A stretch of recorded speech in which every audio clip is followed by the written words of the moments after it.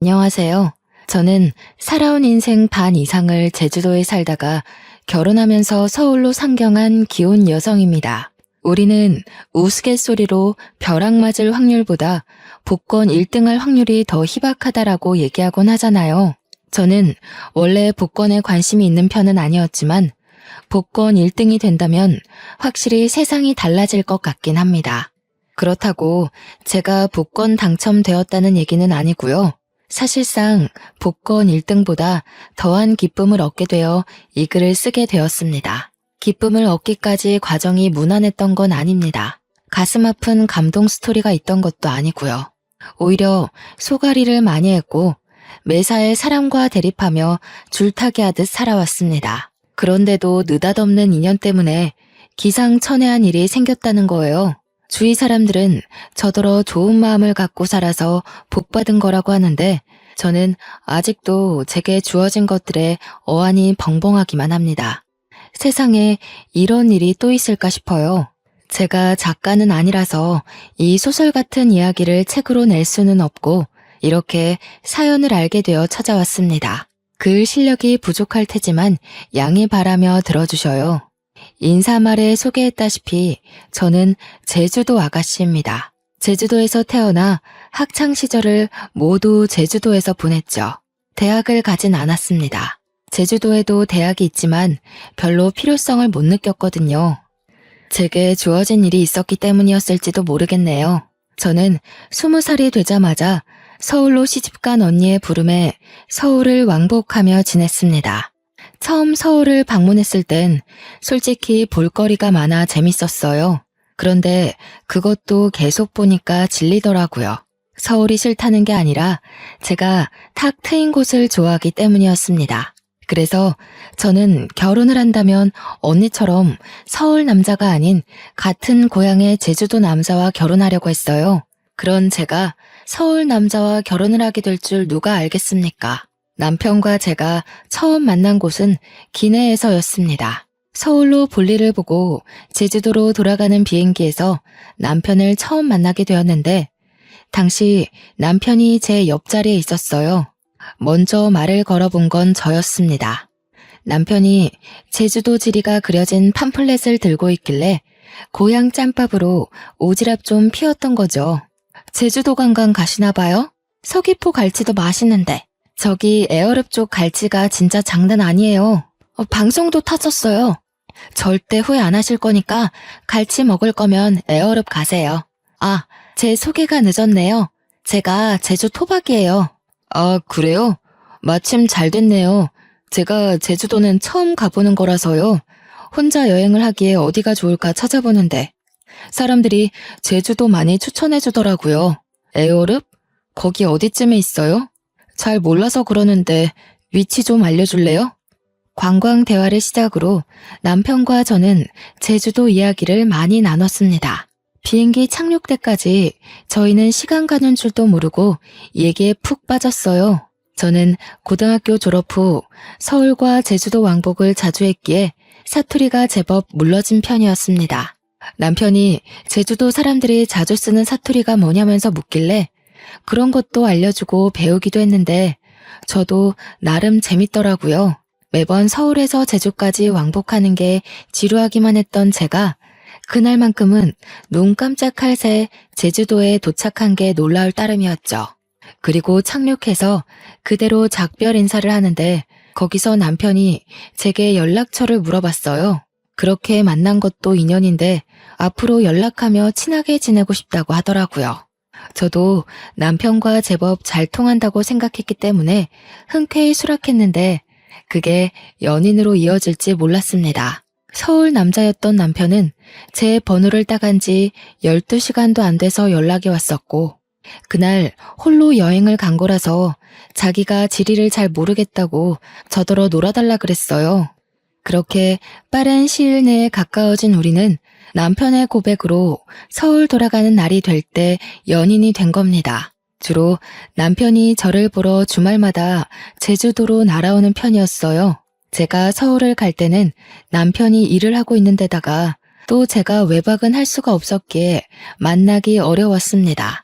제가 서울을 자주 방문했던 건 친언니가 형부랑 같이 서울에서 오메기떡이 주재료인 카페를 하고 있었기 때문입니다.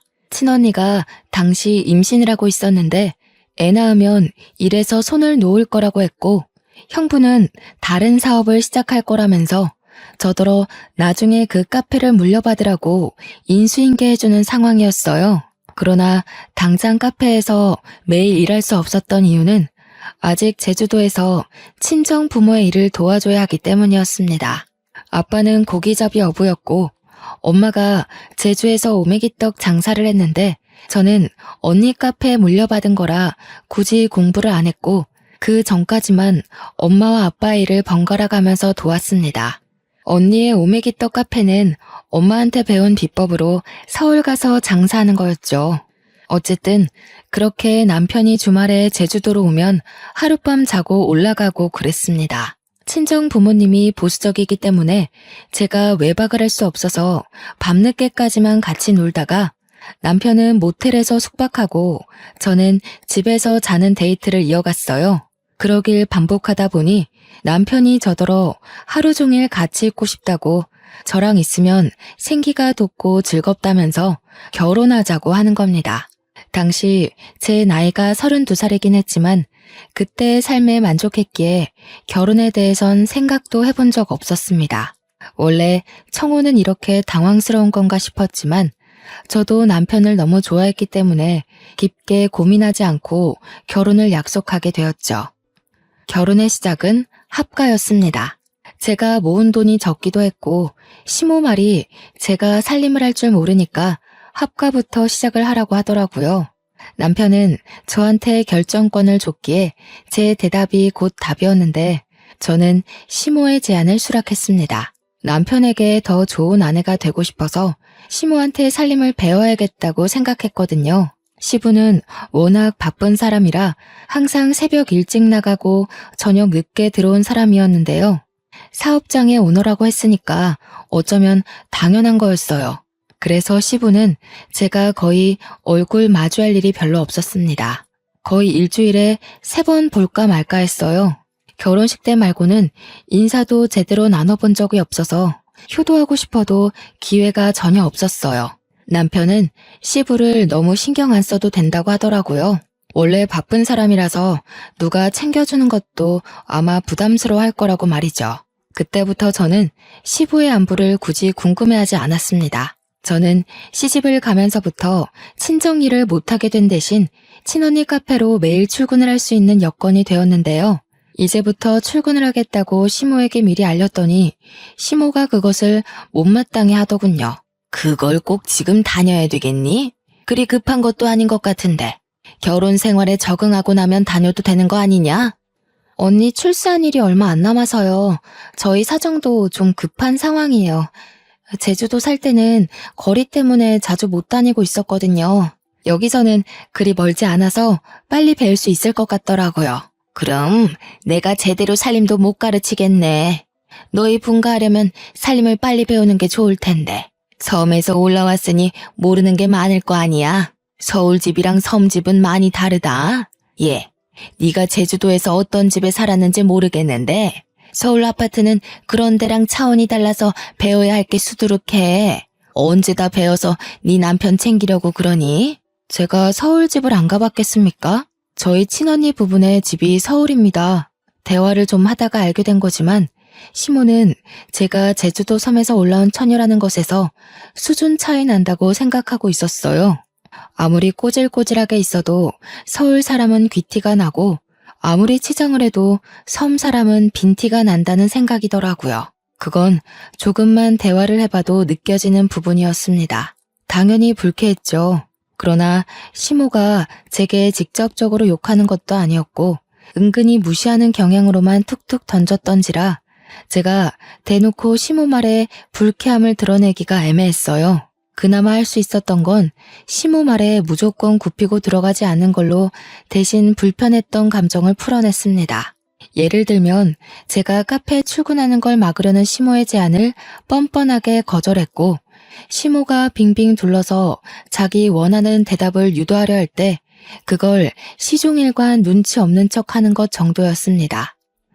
그럴 때면 시모가 저를 답답해하면서 한 번씩 자기 분에 못 이겨 저를 포기해버리고 말았어요. 그 덕에 다행히 언니 카페에서 출근을 매일 할 수 있었습니다. 남편에게는 시동생이 하나 있는데요. 시동생이 이 시댁에서 좀 남다른 존재더라고요. 남편과 달리 우수인재 축에 속해서 진작에 유학생활을 하고 있었다고 하더군요. 남편은 공부머리가 뛰어나지 않아서 시부가 유학 제안을 했었지만 바로 거절했다고 했고요. 그래서 시댁은 다른 집과 다르게 희한하게도 장남보다 차남이 우대받는 입장이었습니다. 몰랐는데 시모가 제게 촌스럽다고 은근히 돌려서 서울 여자들이랑 비교했던 것처럼 남편한테도 은근히 시동생과 비교를 하지 뭡니까? 넌 내년에 봉급 얼마나 오른다니? 그래도 다닌 지 오래됐는데 이제 좀 확 오를 때 되지 않았나? 그놈의 쥐꼬리만한 월급 때문에 내가 다 답답하던데. 공무원이 올라봤자죠. 엄마가 생각하시는 만큼 오를 리 없으니까 그만 좀 물어보세요. 어차피 저한테 별다른 관심 없으시잖아요. 얘 봐라. 잔소리도 다 어미의 정이야. 내가 진작에 사업 하나 해보라고 했잖니. 요즘 같은 세상에 공무원 하나 해가지고 뭐 해먹고 살래? 네 동생 봐라. 벌써 그 나이에 한 달에 용돈만 돈 100만 원씩 보낸다. 내가 이걸 장남한테 받아야지 막내한테 받는 게 말이니? 어떻게 돈 불릴 궁리를 안 하는가 몰라. 시댁에서는 시부도 사업을 하고 있었고 시동생도 사업을 막 시작해서 단번에 성장했다고 했습니다. 그런 집안에서 남편만 공무원으로 안정직에 있는 상황이었는데요. 어떤 집안에서는 공무원이 남편 감으로 딱 좋다고 칭송하는데 시모는 돈이 확확 튀면서 졸부같이 사는 걸 좋아하는 것 같았습니다. 그렇다고 제가 친언니의 개인 사업을 물려받는 건 또 안 좋아했어요. 혹시라도 제 사업이 잘 돼서 자기네 식구보다 잘 나갈까봐 염려하더라고요. 무조건 자기 집에서 성공하는 사람이 있어야 된다고 보는 듯 했습니다. 남편은 내성이 생긴 건지 시모 말에 대강 대답할 뿐 별다른 감정을 드러내지 않았습니다. 옆에서 듣기만 해도 제가 대신 화가 나는데 정작 당사자가 가만히 있으니 제가 뭐라 나설 수는 없겠더라고요. 그래서 주로 뒤에서 남편을 위로해주기만 했습니다. 어머님 말 너무 신경 쓰지 마. 공무원은 뭐 아무나 되는 줄 아나? 내 친구는 공무원 시험 벌써 3번이나 떨어졌어. 공무원 경쟁률 장난 아닌데 어머님은 아무것도 모르면서. 나 신경 안 써. 원래 저런 사람이야. 나 때문에 당신이 신경 쓰는 것 같은데 당신이야말로 내 걱정은 마. 그래도 걱정해줘서 고마워. 당신이 옆에 있어서 내가 좀 숨 쉬어진다. 남편이 자기는 사춘기를 지나고부터는 시모의 잔소리를 그러려니 체념하고 산다고 했어요. 별로 타격도 없대요. 그러면서 시부가 자기 공무원 꿈을 응원해줬는데 그것만으로 충분하다고 시부는 오히려 사업하는 시동생 걱정으로 마음 졸인다고 했습니다. 시부가 사업을 하는 사람이기에 사업의 위험성을 잘 알고 있어서라고 했어요. 자꾸 이렇게 자리 없는 시동생 얘기가 나오니까 결혼식에서도 본 적 없는 시동생이 문득 궁금해지더라고요. 남편한테 슬쩍 물어봤더니 남편 말로는 시동생이 똑똑한데 얼굴도 자기보다 잘생겨서 잘나긴 했다고 하더군요. 얼마나 잘났길래 시모가 저리 차별을 하는 건가 괜히 샘통이 났습니다. 그렇게 하가 생활 3년이 지났을까요? 그토록 궁금하던 시동생이 귀국한다는 소식이 들려왔어요. 그날은 시댁에서 완전 명절 분위기였습니다. 시동생이 온다니까 저도 들뜨긴 했는데 한편으로는 남편이 걱정되는 겁니다. 시동생이 완전 한국으로 정착하러 온다는데 없는 사람과도 제 남편을 그렇게 차별했잖아요. 그런데 같이 살기까지 하면 얼마나 더 비교를 하겠어요? 불안과 호기심에 저는 그날 카페 일도 안 나가고 시모랑 같이 음식을 준비했습니다. 그렇게 저녁 시간이 되었는지도 모르고 진수성찬을 차리고 있었는데요. 퇴근하고 온 남편을 제가 반기기도 전에 시모가 먼저 잔소리를 해버리지 뭡니까? 너는 좀 일찍 맞춰서 공항까지 동생 좀 태우고 오지. 오늘 네 동생 오는 날이라고 했잖아. 애가 지금 비행기 오래 타서 피곤할 텐데 택시 타고 오는 중이란다. 공무원이 어떻게 일찍 맞춰요? 제가 월차 연차 낸 적은 있어도 어디 마음대로 일찍 퇴근하는 거 봤어요? 지난번에도 말씀드렸던 것 같은데요. 그러니까 말이다. 네가 진작에 사업을 해서 대표 자리 떡하니 맡고 있었으면 시간 구애받지 않았을 거 아니냐. 우리 집 남자들 사주는 죄다 사장인데 너는 누굴 닮아서 그렇게 도전 정신이 없니?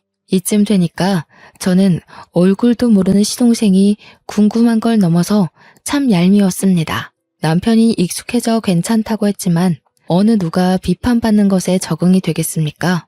아마 그건 마음속 관역이 닳고 닳아서 화살이 그냥 통과될 만큼 너덜너덜해진 걸 거예요. 마침내 시동생이 도착했고 초인종 소리에 시모가 불이 나게 달려갔습니다. 아이고 내 새끼 고생 많았다. 세상에 왜 이렇게 말라졌어? 밥도 제대로 못 먹고 일만 한 거 아니야? 요리하는 사람 좀 고용해서 끼니를 제대로 챙기지. 아무리 그래도 거기 음식 자체가 내 입맛에 안 맞더라고. 엄마가 해주는 밥 먹고 싶어서 죽는 줄 알았어. 그래서 더 빠진 건가? 근데 형은? 몰라. 동생이 왔는데 나와보지도 않네. 일단 손부터 씻고 와서 앉아. 엄마가 너 좋아하는 걸로 잔뜩 차려놨어. 남편이 퇴근한 뒤 아직 씻고 있었기에 남편 대신 제가 나가서 시동생에게 인사를 했습니다. 남편이 시동생을 잘났다고 엄청 자랑을 했었잖아요. 그런데 솔직히 실제로 보니까 제 남편이 더 잘나 보였어요. 일단 외적으로는 제 남편이 더 키가 컸고 체격이 좋았습니다. 시동생은 좀 마르고 허여멀건한 데다가 약간 멸치상이었어요. 공부 잘하는 괴짜처럼 생겼더라고요. 제가 우리 남편 와이프라서 남편 편을 들려는 게 아니고요. 정말 남편이 시동생을 한참 좋게 평해준 거였다니까요. 그러니까 제 눈에 시모는 시동생이 돈을 많이 벌어서 그거 하나만 가지고 좋아하는 것 같았어요. 형수님, 형한테 얘기 들었습니다. 듣던 대로 인상이 부드러우시네요. 형이 얼마나 형수님 자랑을 하던지. 저도 형수님처럼 좋은 여자 만나서 결혼하고 싶어요. 시모 때문에 시동생을 미리부터 미워하고 있었지만 막상 시동생을 만나니까 제가 얄미워했던 게 미안할 만큼 성격이 동글동글하고 좋더라고요. 그 순간 누구한테도 해보지 않을 불평이었는데도 시동생을 욕했던 제 자신이 부끄러웠습니다. 시동생이 이렇게 살가워서 남편이 시모가 시동생을 편애해도 그리 칭찬하고 감쌌나 봅니다. 그렇다는 말은 시댁에서 남편을 싫어하는 사람은 시모뿐이라는 거잖아요. 왜 그럴까 곰곰이 생각하게 되다 보니 문득 남편과 시동생이 안 닮았다는 걸 알게 되었습니다. 실례인 걸 알지만 저도 모르게 그걸 식사 자리에서 말해버렸더니 분위기가 싸해진 거 아니겠습니까? 질문을 한 건 저인데 당황한 것도 저였습니다. 아무도 제 말에 답을 안 하고 침묵만 흐르던 그때 가장 먼저 입을 연 건 시동생이었어요. 형수님 모르셨구나. 형, 우리 집 얘기 형수한테 말 안 했어? 그래도 결혼까지 했는데 형 사정은 알고 계셔야 되지 않나? 아, 뭐 좋은 일이라고. 나중에 상황 봐서 얘기하려고 했지. 미리 말 못해서 미안해 여보. 내가 밥 먹고 나중에 따로 설명해 주던가 할게. 남편은 그 뒤로 몇 숟가락 뜨지도 않았는데 자리에서 일어나 버렸습니다. 제가 따라서 일어나려 했는데 시동생이 제게 말을 걸더라고요. 남편이 나중에 말해주겠다던 개인 사정 이야기였어요. 듣자 하니 시부가 시모와 결혼 생활을 하는 동안 다른 상간녀를 만나 가진 아이가 남편이라 하더라고요. 그럼에도 시모가 남편을 자식으로 받아들인 건 그 당시 시모는 난임 판정을 받았기 때문이었고 비록 남의 애지만 시부를 무척 사랑했기에 용서하고 남편을 자기 자식으로 인정했다고 했습니다. 그러다 몇 년 뒤 기적처럼 시험관에 성공해 태어난 사람이 바로 시동생이었다고 했어요. 전혀 몰랐던 복잡한 가정사에 저는 남편에게 실수했다는 걸 자각했습니다. 시동생이랑 시모에게 양해를 구하고 얼른 자리에서 일어나 방으로 갔어요. 남편이 무슨 생각을 하고 있는지 고뇌 가득한 얼굴로 침대에 앉아 있더라고요. 남편이 왜 시모에게 그런 취급을 받고 살았는지 알게 되니 남편의 처지가 참 불쌍하다고 느껴졌습니다. 태어났을 뿐인데 세상에 낙인 찍힌 셈이잖아요. 이 사실이 드러날 때마다 얼마나 손가락질을 많이 받았겠습니까? 저는 그 사실을 더 이상 언급하지 않고 남편을 조용히 위로해줬습니다. 남편은 거실에서 자기 얘기하는 게 들렸는지 저더러 미리 말 못해서 미안하다고 하더라고요. 이혼하자고 해도 자기 잘못이니까 받아들이겠다고도 했어요. 당신이 나한테 실수를 한 것도 아닌데 우리가 왜 이혼을 해? 당신 나한테 한 번도 실망시킨 적 없고 남편 노릇 못한 적도 없고 속상하게 한 적도 없었어. 내가 보기엔 적어도 어머님보다는 진이 좋은 사람 같아. 제 위로에 남편이 웃음을 흘렸습니다. 저를 안아주면서 고맙다고 역시 저랑 결혼하길 잘했다고 하더군요. 결혼 전이나 후나 자기를 웃게 하는 사람은 저밖에 없다면서요. 남편과 저는 저희 나름대로 스스로 마음을 보호하면서 지냈는데요. 무슨 중고등학생 양아치 놀이도 아니고 시모뿐만 아니라 시동생까지 문제가 있더라고요. 그동안 멀리 떨어져 있어 몰랐을 뿐 시동생 또한 남편을 은근히 무시하는 경향이 있었습니다. 둥글둥글한 성격으로 보였던 건 사업을 하는 사람이었기 때문에 습관적으로 비즈니스 태도가 배어 있었기 때문이었어요.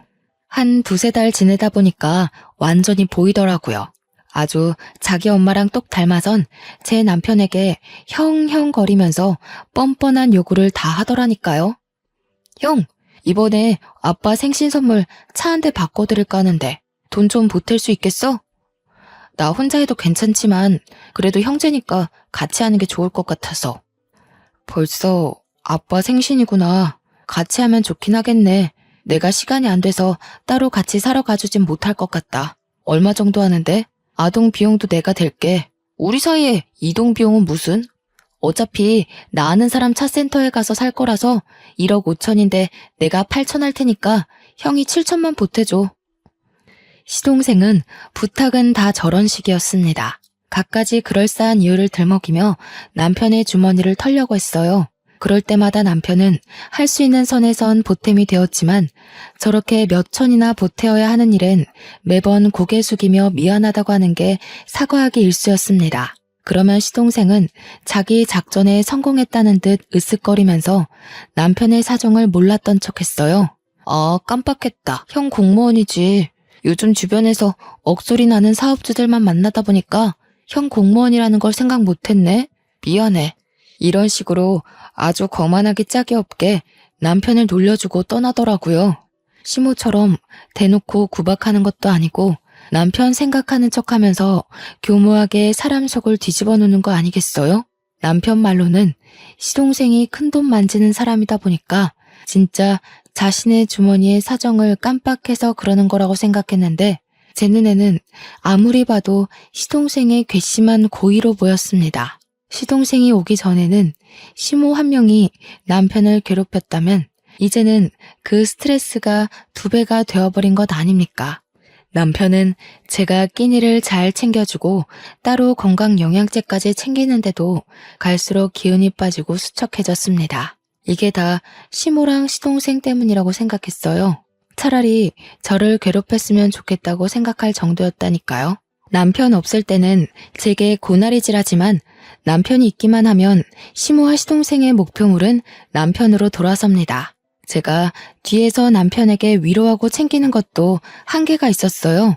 남편에게 제가 별다른 힘이 되어주지 못하는 것 같자 저는 남편에게 우리 그만 분가를 해보는 게 어떻겠냐고 제안했습니다. 우리 대출 받아서 분가하자. 같이 모으고 있던 돈까지 합치면 작은 집 정도는 구할 수 있잖아. 당신 이렇게 기운 없어지는 거 못 보겠어. 이대로면 나 당신 말도 안 듣고 어머님이랑 도련님한테 싸움 걸지도 몰라. 저는 제주살이를 하면서 어릴 때부터 아빠와 엄마의 직장을 놀이터처럼 놀러 다녔다 보니 진상인 사람들을 익숙하게 봤습니다. 그때마다 제가 부모님 지키겠다고 7살 어린 나이에 어른에게 주먹질을 하고 그랬어요. 그래서 부모님께도 많이 혼이 났었어요. 혹시라도 제가 다른 데 가서 사고를 칠까봐 걱정해서였겠죠. 오랜만에 진상인 사람들 만나니까 과거에 들끓던 에너지가 올라오는지 저는 정말 시무랑 시동생과 다툼을 일으킬 것 같았어요. 남편을 위한 것도 있지만 제가 살기 위해서라도 분가를 하고 싶었습니다. 남편은 생각해보겠다고 하더니 하루 뒤에 바로 긍정적인 답변을 주었어요. 그 뒤론 망설이지 않았습니다. 하루라도 빨리 시모와 시동생을 남편과 떼어놓고 싶어서 저녁 식사 자리에서 얘기를 했어요. 저희가 분가를 하겠다고 시모에게 알리자 역시 예상했던 대로 시모는 돈도 없는 것들이 살림 동낼 생각 있냐고 성질을 부렸습니다. 버는 사람 따로 있고 쓰는 사람 따로 있어? 혹시라도 우리한테 손 벌릴 생각이면 말하라. 지금 애비랑 동생이 돈 잘 번다고 콩콩물 좀 떨어지지 않을까 생각하나 본데 절대 그럴 리 없다. 우리가 알아서 할 거니까 엄마는 신경 쓰지 마세요. 손 벌릴 생각 없으니 분가할게요. 아버지한텐 제가 따로 연락드리겠습니다. 왜 그래 형? 내가 와서 불편해서 그래? 그럼 그냥 형이 있어. 내가 따로 독립할게. 형 돈도 없으면서 왜 굳이 바보 같은 짓을 해. 이럴 때면 진짜 나이 거꾸로 먹는 것 같다. 바보? 시동생의 섬나는 발언에 저는 남편의 아내로서 더 이상 듣고만 있을 수 없었습니다. 그래서 저도 모르게 제주살이 하면서 억세졌던 성격이 불쑥 튀어나와 버렸지요. 다들 돈 하나름 쥐어줘 보거나 그런 말씀들 하세요. 맨손에 맨입으로 돈 없네 마네. 남의 주머니 사정 놀리지 마시고요. 그렇게 돈이 많으면 좀 뿌려보시든가요. 그래야 우아하면서 입 벌리고 부러워하기라도 하죠. 맨날 말로만 떵떵거리지 큰돈 만진다는 게 진짠지 아닌지 알 수가 있나? 뭐라고요? 형수님, 무슨 말씀을 그렇게 하세요? 아무리 섬 구석에서 덜 배우고 컸다지만 저도 엄연히 시댁 사람입니다. 말 가려주세요. 공무원이라고 무시하는 요즘 세상에 시댁 사람, 친정 사람이 어딨대요? 지금은 명절도 안 챙기고 다들 여행 가기 바쁜 시대예요. 시댁 사람은 무슨? 어머, 얘가 오늘따라 왜 이러니? 너 약 먹었어? 그게 무슨 말버릇이야? 세상에 어느 며느리가 너처럼 어른 앞에서 입을 함부로 놀린다니? 어머님도 그러시는 거 아니에요. 어머님 친구 없으시죠? 제가 볼 땐 사람들이 어머님이랑 대화 조금 해도 다 떨어져 나갈 것 같은데. 그래서 더 돈으로 치장하고 사람들 마음 사려는 거죠? 시모는 제 말에 뒷목을 잡으면서 벌떡 일어났습니다. 제 얼굴로 올려는 손을 남편한테 붙잡히는 바람에 화만 버럭 냈어요. 그날은 제가 시댁을 들어오고 시댁에서 처음으로 대판 말다툼이 벌어진 날이었습니다. 제가 굽히지 않으니 상황은 극에 달하기까지 했는데요. 급기야 시동생이 시부한테 연락해서 시부까지 일을 중단하고 시댁으로 찾아오는 사태가 벌어졌어요. 저희가 얼마나 시끄럽게 싸움을 하고 있었으면 시부가 들어오는 소리를 못 들었지 뭡니까. 시부가 고함을 치는 바람에 저희 다툼이 무 자르듯 뚝 끊겨버렸습니다. 하필 제가 건방지게 막 소리를 지르고 있던 때라 저만 순식간에 죄인이 된 기분이었어요. 그리고 태세 전환 빠르게 들어간 시모는 주저앉으며 눈물을 터뜨렸고 시동생은 지 엄마를 달래줌으로써 저는 더 악질 며느리처럼 보이게 되었죠. 시부를 오랜만에 얼굴 마주하는 건데 이 꼴을 보여버렸으니 면목이 없어 고개를 숙였습니다. 동네 창피하지도 않아? 도대체 뭐야? 뭔데 일하는 사람까지 불러서 싸움 구경하게 해? 어디서 나이값 못하고 개싸움을 하고 있냐고? 그때 시동생이 시부를 불렀기에 시동생이 먼저 발언권을 가졌는데요. 아빠, 형수가 나더러 큰돈 만지는 거 구라 아니냐고 거짓말쟁이로 만들더라고. 아빠가 나 사업자금 대줬잖아. 그래서 내가 그거 아빠한테 다 갚았잖아. 증언 좀 해줘. 시부에게 혼나게 생겼다고 각오를 하고 있던 그 순간 시부가 시동생의 싸다구를 훅 날리는 거 아니겠어요? 찰진 소리에 모두가 깜짝 놀래서 숨을 죽였고 시모도 우는 척을 관두고 얼른 일어나 시동생을 살폈습니다. 절딱선이 없는 것. 내가 돈으로 잘난 체 하는 일 없도록 하라고 했지. 나는 아들이라고 봐주는 것도 없다. 철없이 굴면 바로 호적에서 제명이야. 어디서 사업하는 사람이 함부로 허세를 부려? 왜 애 얼굴에 손을 대요? 잘못한 건 큰애네인데 왜 우리 애한테 그러냐고요? 당신 매번 우리 애한테만 차별할 때 내가 얼마나 속상한지 알아요? 시끄러워. 다른 사람 변명 다 필요 없다. 도대체 이게 무슨 난리인지 며느리가 얘기해보거라. 며느리 얘기 끝날 때까지 누구라도 입 열기만 해봐. 바로 쫓아낼 테니까. 의외였습니다. 제가 마지막까지 악을 지르고 있던 사람이라서 시부가 저를 안 좋게 볼 거라고 생각했거든요. 근데 그게 아니라 시부는 그나마 제가 제3의 입장이라고 생각한 것 같았어요. 그래서 저는 지체 없이 토시 하나 빠뜨리지 않고 있었던 모든 대화들을 말씀드렸습니다. 제가 대학만 안 갔지 기억력 하나는 끝내줬거든요. 그래서 친언니한테 인수인계 받을 때도 기억력이 톡톡히 성과를 내주는 덕에 친언니가 저를 더 믿고 가르치는 거였습니다. 시부가 조용히 하라고 했는데도 제 발언에 반박하려는 시모를 시부가 시선으로 제압했어요. 그러면서 시부가 우리더러 자금을 대줄 테니 분가라는 놀라운 제안을 해줬습니다. 저희를 진작에 분가시킬 생각이었는데 자기 일이 바빴던지라 깜빡했다고 하더라고요. 시모는 그 소리에 배가 아팠는지 날고 기면서 돈 아깝게 왜 우리 돈으로 쟤네 분가를 시키냐고 시부에게 호소했습니다. 당신이 쟤네 속셈은 몰라서 그래요. 우리가 괜히 이러는 줄 알아요? 당신 돈 있는 거 알고 공짜로 돈 구해내려고 그런 거라고요. 엄마, 그만 좀 하세요. 이 사람 여기저기 돈 구하는 사람 아니거든요. 엄마 같은 사람이랑 달라서 사람밖에 구해본 적 없는 사람입니다. 모욕하지 마세요. 사람 같은 소리 하네. 사람은 뭐 아무나 구하는 줄 아니? 차라리 돈 구한다고 하는 게 훨씬 현실 같겠다. 애들 장난도 아니고 그런 것도 변명이냐? 유치해서 정말. 어머님처럼 돈 생각만 하는 사람들은 생명을 구한다는 말에 괴리를 느끼겠죠. 제정신 바뀐 사람들은 어머님 같은 사람 옆에 두질 않아요. 이거 보이세요? 어머님은 누굴 구하다가 이런 상처까지 감수해 보셨어요? 뭐든 어머님 기준에 안 맞다고 함부로 판단하지 마세요. 시모에게 눈에는 눈, 이에는 이로 공격하다 보니 저도 모르게 숨겨놨던 흉터를 드러내게 되었습니다. 유치한 다툼인 걸 알지만 시모 화를 복돋는 데는 이만한 공격이 없더라고요. 제 흉터를 보고 시모가 살짝 흠칫하긴 했지만 또 자기만의 해석으로 맞대응을 하려고 했는데요. 그때 시모를 밀치고서 시부가 제 앞을 차지해오는 거 아니겠습니까? 설마 며느리야? 그 상처 어떻게 다친 거야? 어디서? 언제 그렇게 됐어? 너 제주도에서 살았다고 했었지? 설마 그게 그 흉터랑 관련이 있니? 예? 이건 제주도에서 한 13년 전인가? 아빠랑 같이 낚시 나갔다가 우연히 물에 빠진 사람을 구했었는데 그때 다쳤어요. 네가 구했다는 사람이 혹시 연령 좀 있는 아줌마였어? 키가 좀 작고 분홍색 셔츠에 빨간 긴 치마를 두르고 있지 않았니? 어머, 아버님께서 그걸 어떻게 하셨어요? 그 아줌마랑 아시는 분이에요? 설마 아줌마 위급하실 때 옆에 계셨던 분이 아버님이셨어요? 13년 전 일이라 기억이 가물가물할 수 있지만 제가 기억력이 좋은 편이라고 했잖아요. 그래서 그때 제가 구한 아줌마의 인상착의를 기억하고 있었거든요.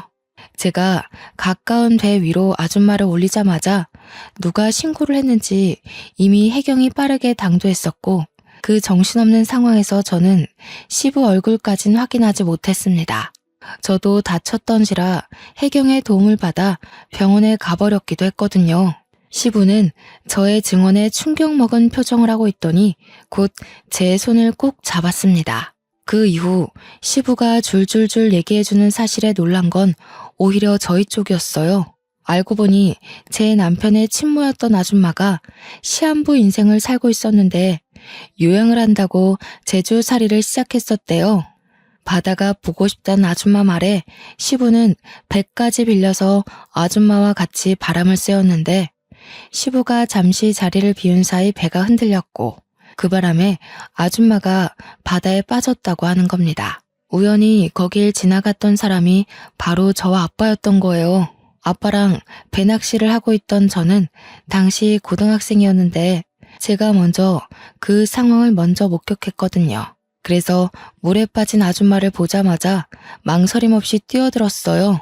그런데 아줌마를 건져 올리는 과정에서 바위에 세게 부딪히는 바람에 다리에 커다란 생채기를 내고 말았죠. 피가 뚝뚝 떨어지는 와중에도 저는 사람을 구하느라 정신이 없었고 뒤늦게 달려온 아빠가 제 다리를 살폈습니다. 그 상황에서 아마 시부는 아줌마를 살리기 위해 인공호흡을 하고 있었던 걸로 기억해요. 정신이 없던 와중에도 시부는 제 다리에 난 상처를 유심히 보았나 봅니다. 시간이 흘렀는데도 상처를 보고 단번에 기억을 떠올리다니.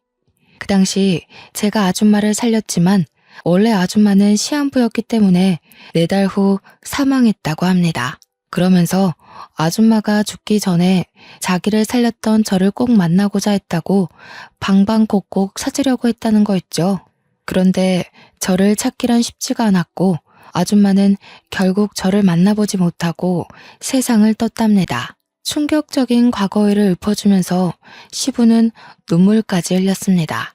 내가 너를 얼마나 찾았는데 이렇게 바로 옆에 있는 줄도 몰랐구나. 내가 지질이도 바보였다. 며느리로 둔 지 수년째인데 이 사실을 이제 알다니. 저는 시부와 그 아줌마가 관계 있다는 사실에 놀란 것도 있지만 제가 시동생한테 들었던 내용과는 이야기가 달라서 혼란스러운 것도 있었습니다. 그러니까 시부의 상간녀 스토리는 제대로 알고 보니 시모가 전부 거짓말로 지어낸 스토리였어요.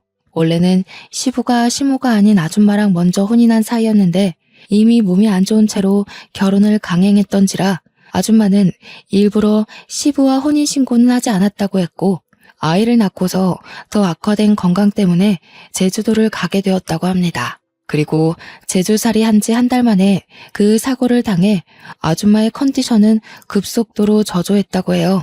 자기의 죽음을 예감한 아줌마는 시부한테 빌게 된 소원이 하나 있었는데 그게 바로 시부의 재혼이라고 했답니다. 시부와 아줌마는 서로 많이 사랑하는 사이여서 아줌마가 시부 혼자 남겨진 걸 가장 걱정했대요. 그래서 꼭 재혼을 했으면 좋겠다고 했다지 뭡니까. 시부가 서류상에는 첫 결혼으로 보이겠지만 사실상 시모와 재혼을 했던 거였습니다. 시부는 아줌마의 마지막 소원을 들어주기 위해서 당시 아줌마의 요양보호사로 있던 시모와 계약 결혼을 했고 아줌마는 그걸로 이제 시부 걱정 않고 마음 편히 눈을 감았다고 했어요. 이 사실은 남편도 처음 듣는 것 같았습니다. 한 여고생이 물에 빠진 자기 친모를 살렸다는 얘기를 시부한테 들은 적 있었던 남편은 그게 저라는 사실에 그저 벙쪄 있었더라고요.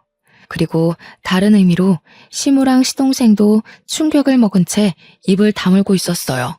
그러니까 결과적으로 지금 제게 시모인 저 사람이 아줌마의 요양보호사라는 거잖아요. 대단한 사모님인 척 하던 저 아줌마가 원래는 우리 남편처럼 월급쟁이였다는 거 아닙니까? 어이없어서 웃음이 나왔는데 이런 뒷이야기는 시동생도 처음 알았나 봅니다. 자기 출생 비밀과 출신이 생각보다 형편없다고 생각했는지 자기 엄마한테 분노를 느끼고 있었어요. 사실상 손가락질 받아야 할 사람이 우리 남편 쪽이 아니라 자신 쪽이라는 사실을 자각한 것 같더라고요. 시동생은 시모한테 불같이 화내면서 따지고 있었습니다.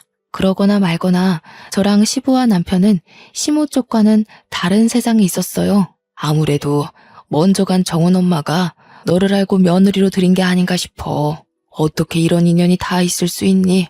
내가 어떻게 이리 소중한 사람을 몰라봤을까? 아니요, 아버님. 저는 할 일을 했을 뿐인걸요. 아줌마가 살아계셨다면 좋았을 것을. 그래도 아버님 말씀하시는 거 들어보니까 아줌마가 정말 좋으신 분이었다는 게 느껴져요. 고맙구나. 내가 이제 먼저 간 정은 엄마한테 얼굴 들 수 있겠어. 그리고 사돈댁에도 곧 인사를 드리러 가야겠다. 내 은인이 우리 집에 들어왔는데 내가 이대로 가만히 있을 수가 없지. 여전히 당황스러운 전개였지만 사실을 받아들인 저는 오히려 아줌마가 돌아가신 것에 유감을 표했습니다. 그리고 시부는 제게 만나면 꼭 보상할 거라 기다리고 있었다면서 잠깐 방에 들어갔다 나오셨는데요. 손에 쥐고 온 건 다름 아닌 통장이었습니다. 돌아가신 아줌마의 유언이기도 하다면서 저에게 그 통장을 주더라고요. 그게 아줌마 사업장을 정리하고 남은 돈의 일부라는데 아줌마 말로는 꼭 자신의 은인에게 답례를 하고 싶어 했다고 했어요. 얼떨떨하게 받은 그 통장을 열어보는 순간 저는 소스라치게 놀라서 다시 시부에게 통장을 돌려줬습니다. 소소한 답례라기엔 너무 큰 돈이었거든요. 회사의 오너였다는 아줌마가 제게 일부만 남겼다는 그 유산은 무려 31억 원이었습니다. 한 번도 본 적 없던 숫자이기도 했고 너무 큰 돈이라 받을 수 없다고 바로 돌려줬는데 시부는 너무 완강했어요. 13년 전부터 이미 이 통장은 제 돈이었다고 자신은 주인을 찾아줬을 뿐이라고 하더라고요.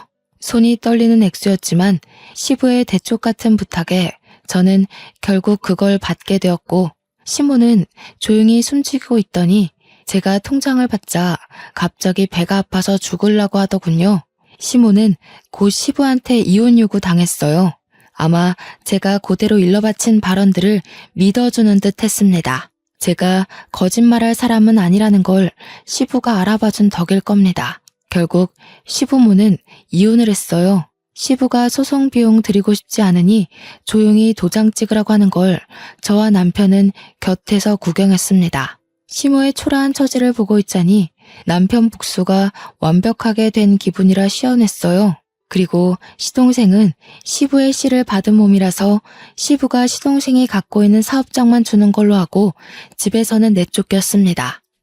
그날이 시댁 사람들과 처음 다툰 날이었는데 그게 마지막 다툼이 되어버린 셈이었네요. 저와 남편은 굳이 분가를 하지 않고 시부를 모시고 살게 되었어요.